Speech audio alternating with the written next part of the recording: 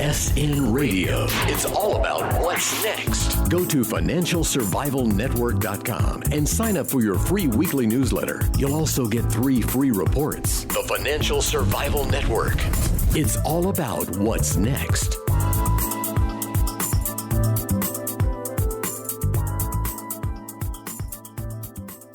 Welcome. You're listening to the Financial Survival Network. It's Kerry, Lutz, and hey, we got some major developments ahead of us. ObamCare, Supreme Court case could sound the death knell, even if the Supreme Court doesn't strike down the subsidies in the states that are not participating in healthcare exchanges. The fact is the system will collapse as a result of Obamacare, and something else is going to have to be done. Obviously, government is the cause of what's going on here, of most of the problems that you encounter in attempting to receive medical care, whether you have insurance or whether you don't. And Dr. Elaina George is with us now. You know her well. She's a noted ear, nose, and throat doctor. I'm not going to try to pronounce that. I believe it's otolaryngology. Did I get it right? There you go. Hey, I did it right. And she's written extensively about this. She really is an authority in alternative systems for payment and alternative delivery systems for medical care, how to opt out of Obamacare, and how to receive better care as a result, because it's not your only choice. It's not that you need to have an insurance company or a bureaucrat telling you what type of health care you need to receive. And Dr. George, it's great to have you back on with us. It's always a pleasure to be with you. So you've managed to opt out of the system, and you're doing fine as a result. You haven't had the medical insurance apocalypse that basically the government's been saying either you opt into this system or your practice of medicine is finished. Well, they're right. If you do opt into the system, your practice of medicine is finished. They're absolutely correct about that. And, it's just all about driving the system through fear. They've done a masterful job of trying to make patients believe there's no other option. If you don't have insurance, you're going to die. And doctors to believe that if you don't accept insurance, if you don't play the game, if you don't follow meaningful use, you'll be put out of business. They've done a masterful job of making us work against each other while they are ruining a system that, yes, it needed changing. But unfortunately, under Obamacare, and every time a mandate or a regulation comes down the pipe, it only strengthens the forces that are keeping healthcare costs as high as they are, and are limiting access for patients and limiting choice for doctors. It's a disaster of the system. I liken this to what's going on with TPP, where you have corporate-driven medicine now, where it's mandated by the government, where there's bail-ins by the government, so the insurance company gets paid with subsidies and other means, no matter what the market forces really want to bear. It's completely artificial. And we're talking about life and death here now. And what's amazing to me, Dr. George, is that this model of corporate-driven medicine, which puts the patient's, your interest, really at the back of the bus, if you will, at the back, your interests really come last. It's just like student-driven education. It's really corporate-driven education or union-driven education. The student's interest come last. It's spread all over the world in Western Europe. Picture, Terry. Right? It's a bigger picture. And we get distracted by silly things along the way that take our eyes off of it. It's racism, it's sexism, it's whatever ism they want to come up with next. But we're all in the same boat. If you get sick in this country, you are more likely to be bankrupted. I don't care if you have insurance or not. As a matter of fact, you're more likely to lose money if you have insurance. I mean, look at under Obamacare, for example. They only cover 3 of the cancer centers in this country. Only 3 of them accept Obamacare as an insurance. That's not access. And if unfortunately, you get diagnosed with a catastrophic illness, you're more likely to end up in hospice than you are to end up getting care to cure.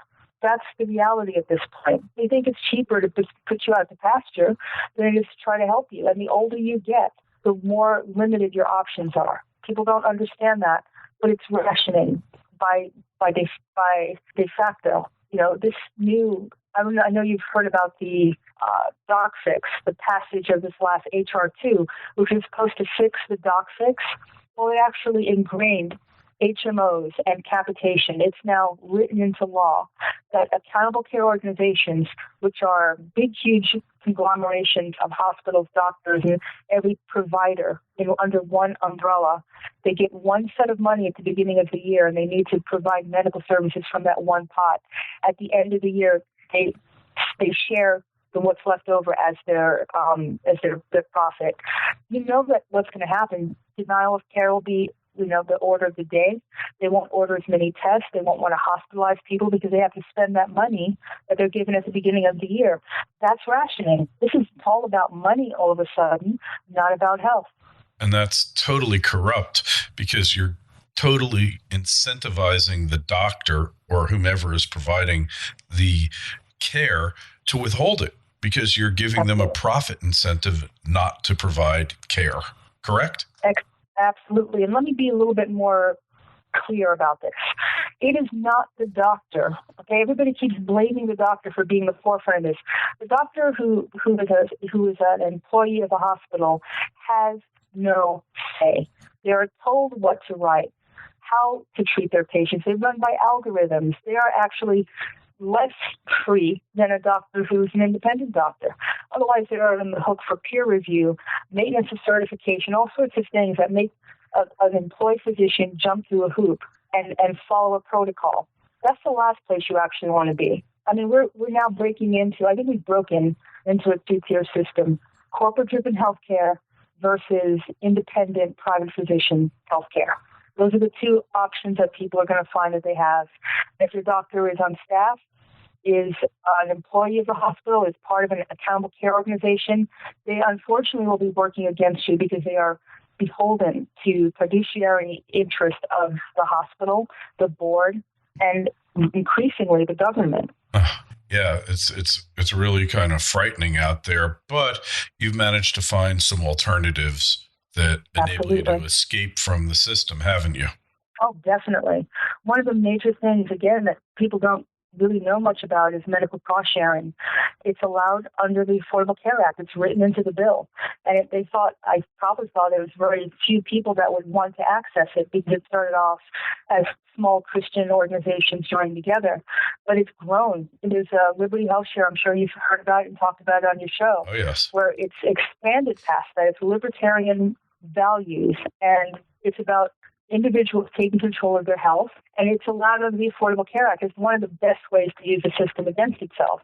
You get to opt out, but you get the benefit of having better, cheaper, more accessible health care without the government telling the doctors within it that they have to jump through a hoop in a regulation.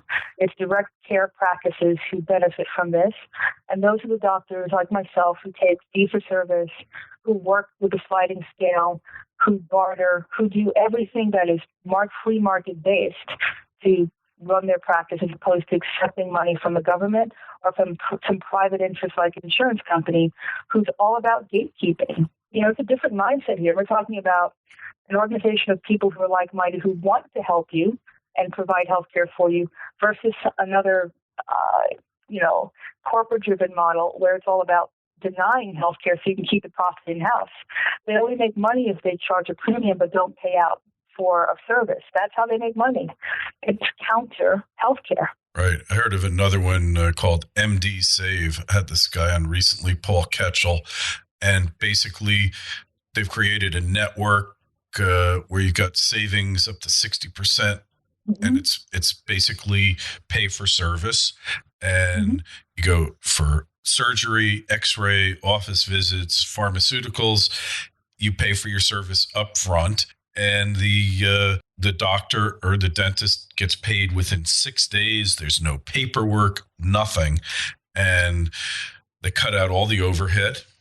It's a great thing. So all these alternatives are springing up all over the place. Really, law of unintended consequences coming up as a result of Obamacare. It's in there. That's the beauty of it. It's the fact that people will build something that the patients need. They want to see you. They want to make it user friendly. They don't want to charge you. They don't need to charge you extra money. because they don't have all these middlemen who are taking money out of the pot. Only 7 cents of the healthcare dollar goes to the doctor. Nobody understands that either. 7 cents.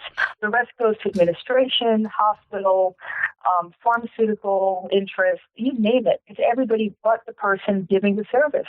That's ridiculous. That doesn't even make sense on any level that you have this much waste in a system for entities that don't provide a service. Their whole job is to deny a service. They make money when they deny you care by calling it not medically necessary or experimental. This is how they do it. They don't just deny you. They just make up something whole cloth. I mean, I'm an EMT. Blue Cross, for example, can allow procedures to be done in other states, but in Georgia, it's denied. It's completely arbitrary. It's allowed according to our EMT guidelines, but an insurance company gets to superimpose their will on healthcare. That's not acceptable. Totally. And if patients really started to vote with their pocketbook, and this is the good thing about this alternative market, Kerry, I think if more people used it, it would exert more pressure on the standardized healthcare delivery system, that they had competition, that had to provide better services, or they would be out of business. They think that they're the only game in town. If you don't like it, lump it. That's their attitude. We need to have a separate market to hold them accountable. Exactly. Hey, I wanted to ask you a question about electronic medical records, something that on the surface sounds like, gee, that's a great idea. Get rid of the paper. You can just send them from one doctor to the other. I mean, it is good when you're at a doctor's office and they send the prescription to the pharmacy electronically, except when the damn pharmacy doesn't get it, which happens half the time with me. But, there's a problem with these electronic medical records, isn't there? Absolutely. First of all, they're not private. So what used to be held in your doctor's office in hard copy in paper form that nobody else could see unless the doctor pulled the chart, now you've got this thing in the cloud, where whoever wants to hack in can do it. They did it with Blue Cross Blue Shield recently, where their patient information was compromised, and all they had to do was say, I'm sorry. But if it happens to a doctor, they're on the hook for $100,000 in fines for breaking HIPAA. So this is not it's not an equal system here. It's, those that are friends of can get a pass for breaches, but doctors can't. And, you're only as good as the person entering the electronic medical record information. You can still have mistakes made and inputting. You can still have people who enter information into the wrong chart. Things still happen. This is run by humans, so there can be errors, but there's a bigger price to pay now. So when you put a social history, for example, and you tell in that history what the patient may be taking as an illicit drug because it's part of your personal, what you need to take as an intake, or the person's on antidepressant medicine to stop smoking, that medication now follows them. That diagnosis potentially follows them.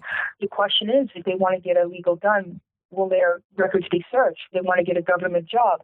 How will it be used against them? With partial information, it's just metadata now. So you have a diagnosis, you're on a medication, then by default you have a diagnosis which may not be, or they entered it incorrectly. All those things now are things that may follow you down the road, which never would have happened before. So there's a flip side to it that isn't pretty and it's potentially dangerous. You don't want those records getting out. Is there any way to protect yourself against this? Unfortunately, no, because the government mandates and the standards of electronic medical records mean that they have to have a certain way for the government to act and the insurance companies to speak and access them. And now the Secretary of Health Human Services gets to access them, and the IRS gets to access them based on the subsidy issue in ObamCare. So if you ask for a subsidy, you have to give your tax information, you have to give your social security number, you give your telephone number, all those things you had to enter into the database to get your exchange information in there. Those are now common knowledge. So you know exactly how much money you make, where your banking is. It's all electronically ACH driven. And for those who think, hey, I've got a subsidy, I'm set. If you get a job the next year, you make more money, they get to take back the money in subsidy they paid the prior year. So it's not really a subsidy, it's a loan, if you really want to think about it that way. And just like Medicare, if you pass away and you've used the healthcare system, your estate can be attached and they can take that money back and claw it back. So good luck transferring wealth to the next generation. This is a really big monster of a system that no one talks about. All they said was, if you have health insurance, you're set. You're not. Your privacy is compromised. Your ability to pass wealth to next generations may be compromised. There's a transfer of health information and wealth from the middle class and taxes to private corporations who get to double dip. So the government pays for this if you don't have enough people. They're keeping hospitals open in rural areas. It's paying the money to keep them open. This is basically bailing in the health market. That's ridiculous. And who stands to gain? That's all you need to ask yourself. It's not the doctors and it's not the patient. Yeah, we know that. We know that. And who wrote who wrote this? That's the only thing you need to look at, right? Who wrote the thing? Very true. And yeah, definitely. It was the insurance companies, the hospital corporation. The unions thought they were going to get a pass. And the sad part is a lot of these unions and these corporations actually got a waiver, so they didn't have to follow these mandates that you and I have to follow. I mean, they thought it was great and they realized it didn't really work for them, then they got a pass. I take exception to that. And these Congress people who it never will apply to them. It doesn't apply to their pages. It doesn't apply to anybody in government, really. But everybody else is on a second tier.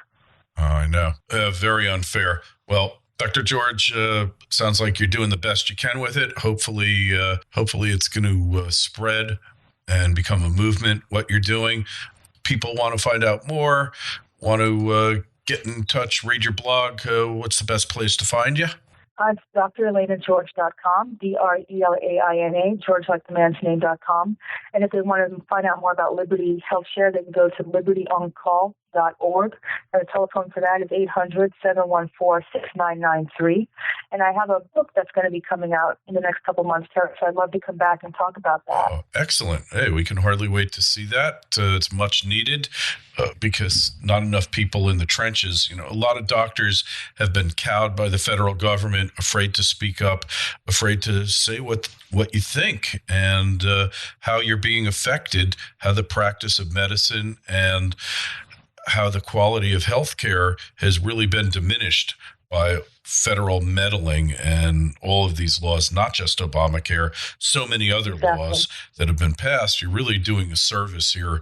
We really do appreciate it. So, hey, you'll find a link on our site, financialsurvivalnetwork.com, to Dr. George's site. I encourage you to read her work. It's really top-notch, first quality, excellent quality of writing. Dr. George, we really wish you the best. Thanks so much for coming on. Thanks. I look forward to coming back in future. FSN Radio. It's all about what's next. Go to financialsurvivalnetwork.com and sign up for your free weekly newsletter. You'll also get 3 free reports. The Financial Survival Network.